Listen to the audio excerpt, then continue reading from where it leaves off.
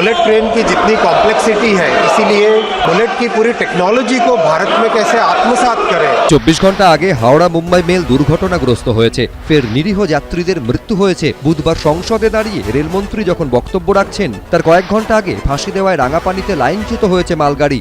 সেই রাঙাপানি যেখানে মাত্র ৪৫ দিন আগে কাঞ্চনজঙ্ঘা এক্সপ্রেস দুর্ঘটনায় মালগাড়ির চালক সহ 10 জনের মৃত্যু হয়েছিল। অথচ বুধবার সংসদে রেলমন্ত্রী অশ্বিনী বৈষ্ণবের ভাষণে রেল দুর্ঘটনা শব্দটি জায়গাও পেল না। যাত্রীদের প্রাণহানির প্রসঙ্গও শোনা গেল না তার ভাষণে। শুধুমাত্র শোনা গেল বুলেট ট্রেন, বন্দে ভারত এবং নরেন্দ্র মোদীর উদ্যোগের কথা। अभी सारा का सारा फोकस है, पहले पूरी टेक्नोलॉजी को समझे, आत्मसात करे और भारत के जो इंजीनियर्स का गौरव है, उस गौरव को माननीय प्रधानमंत्री जी ने जिस तरह से वंदे भारत के माध्यम से एक गौरवशाली स्थान दिलाया, एक आत्मनिर्भर बनने का एक माध्यम बनाया, उसी भावना से बुलेट ट्रेन में भी हम पूरी टेक्नोलॉजी को समझ सके, उसको आत्मसात कर सके, उसको भारत में डेवलप कर सके, उस पर फोकस है। শুধু বলবো একজন অপদার্থ রেল মিনিস্টার, আলটিমেটলি উত্তর দিতে হবে নরেন্দ্র মোদীকে যে রেলের এই অবস্থা কেন, এই রকম অবস্থা কেন।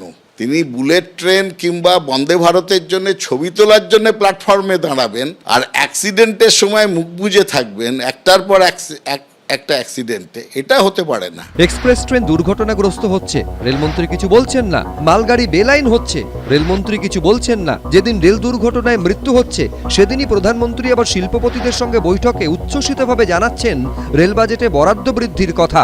पहले की सरकार के 10 साल की तुलना में हमारी सरकार ने रेलवे का बजट 8 गुना बढ़ाया है।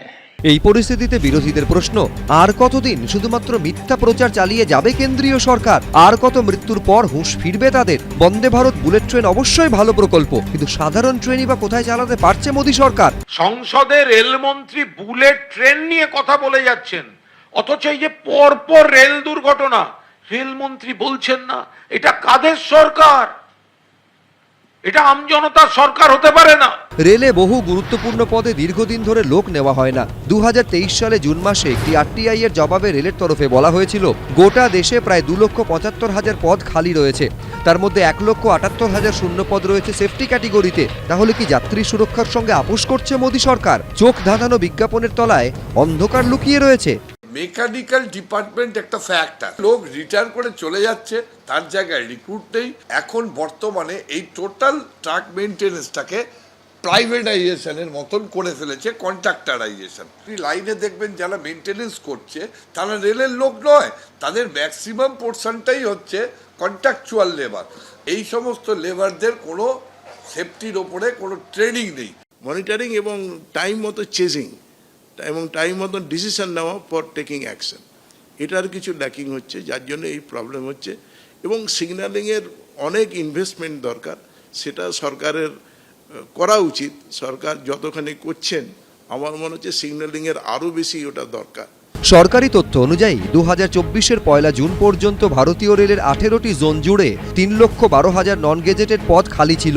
সেন্ট্রাল রেলওয়ে জোনে 28,650টি শূন্য পদের মধ্যে প্রায় 50% শূন্য পদ রয়েছে সুরক্ষা বিভাগে। বুলেট ট্রেন, বন্দে ভারতের কথা বলে প্রধানমন্ত্রী রেলমন্ত্রী কৃতিত্ব নেওয়ার চেষ্টা করেছেন, কিন্তু দুর্ঘটনায় প্রাণহানির দায় কে নেবে, এটাই বড় প্রশ্ন। বিজেন্দ্র সিংহ, অরিত্রিক ভট্টাচার্য, রুমা পালের রিপোর্ট, এবিপি আনন্দ।